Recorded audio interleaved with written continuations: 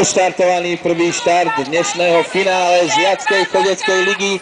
Hneď do čela najväčšia favoritka. Odštartovný číslo 14. Hneď od začiatku veľmi ostré tempo. Najväčší favorit súťaže číslo 9. Matej Kresťanko, základná škola. Tak ako 4 kolá predtým, aj dnes najväčší favorit súťaže neohrozené do cieľa na prvom mieste. Pozor na kolena, lebo ťa vyhodíme. Pozor, pozor. Chalani dopínať. Pozor, pozor, dobre. A ešte je tam jedno pravidlo, že musíte mať nohu na pol. Poprosíme uvoľniť dráhu, o malú chvíľočku štartujeme druhý rozchod najmladších žiakov chôdzi na 500 metrov. Takže dávate pozor na dráhe, aby nedošlo k nejakému úrazu ročníka Mateja Kresťanka. Tak Matej, ako sa ti dneska predekalo? Najmladšej kategórie ďakujeme, môžeme sa ísť občerstviť, no a my už napätím budeme očakávať víťaza. Nebežať, obidvaja chalani, obidvaja kráčať, nie bežať. Sabinka Beláňová, ktorá reprezentuje rovnako ako sa...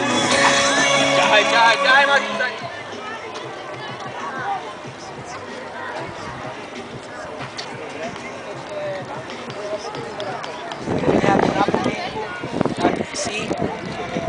Spomalte tempo a...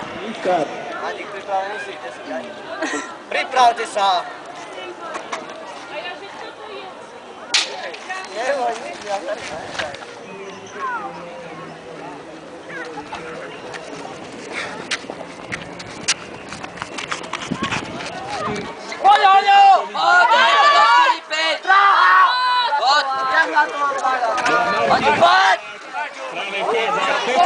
Na prvom mieste, už ďalších 11 bodov. Poď ešte viac.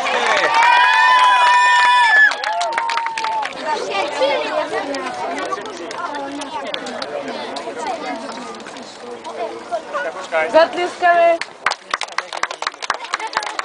V kategórii 9 cenných bodov, rovnako aj pre svoju základnú školu. Ľudská sa stala najúspešnejšou pretekárkou domácej základnej školy Okružná.